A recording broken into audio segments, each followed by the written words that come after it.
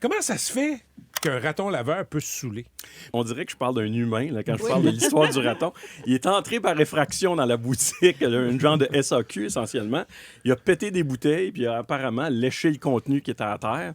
Et là, Mais il a aimé ça pour s'être saoulé. Ben non, mais là, on parlait de rhum, de moonshine, de whisky au beurre de pinot, de vodka et même de lait de poule. Là, je le juge vraiment. Imaginez, ça n'a comme pas de sens.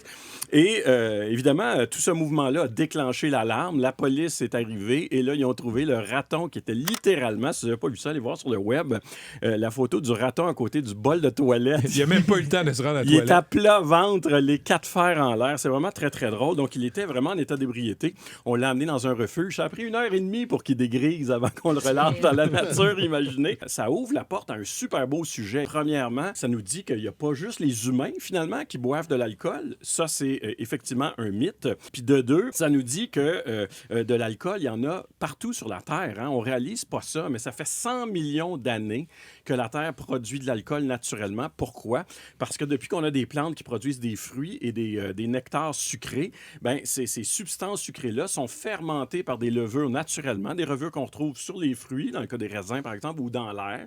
Ça se dépose sur ces trucs-là, ça fermente. Et là, ben, ça veut dire qu'à peu près tous les écosystèmes de la Terre ont de l'alcool. Donc les animaux sont très exposés à l'alcool. Donc,